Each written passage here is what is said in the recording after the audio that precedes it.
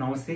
आज म यहाँ समक्ष एउटा छोटो जानकारी लिएर आएको छु। कृपया यो जानकारीलाई यहाँहरूले स्किप नगरिकन राम्रोसँग ध्यान दिएर सुन्नुहोला, किनकि एकदमै महत्त्वपूर्ण छ।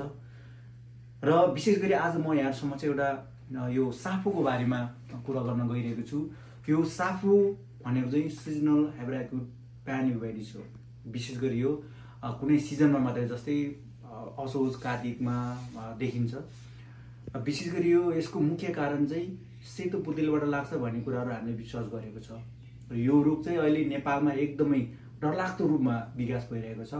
र म यहाँसँग चाहिँ यो कुरा किन भनिरहेको छु भन्दाखेरि यो हाम्रो आँखा केन्द्र नुवाकोटमा पनि 1 हप्ताको अन्तरालमा 3 जना साफु भएको बिरामीहरू देखिएको छ, जसले गर्दाखेरि यसलाई हामीले समयमै उपचार गर्न सकिएन भने अन्धुन भइन्छ। त्यसले गर्दाखेरि तपाईहरु सबैजनाले यो कुरालाई चाहिँ अब बुझिराख्नु जरुरी छ। यदि तपाईहरु चाहिँ घरमा सेतो पुतलीहरू आयो, कुनै पुतलीहरू आयो भने चाहिँ त्यसलाई चाहिँ राम्रोसँग नछोइकन त्यसलाई चाहिँ हामीले त्यसलाई मार्न सकिन्छ, अथवा त्यसलाई त्यतिकै छोड्दिने, त्यसलाई हामीले त्यसको नजिकै नजाने। र यसको लागि चाहिँ के हुन्छ यो साफु भएपछि भन्दाखेरि आँखा एकदम रातो हुने, धमिलो देखिने, दुख्ने, त्यो खालको समस्याहरू आउँछ।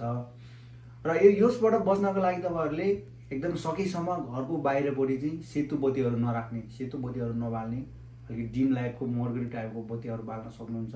यदि तपाईले यसलाई मार्नु पर्यो भने चाहिँ स्प्रे लगाएर मार्ने, त्यसलाई चाहिँ राम्रोसँग मारेको कुरालाई राम्रोसँग डिफ्युज गर्ने र त्यसलाई छुइसकेपछि राम्रोसँग हात धुन सक्नुहुन्छ। र यति गर्यो भने हामीले यो चाहिँ बच्न सकिन्छ।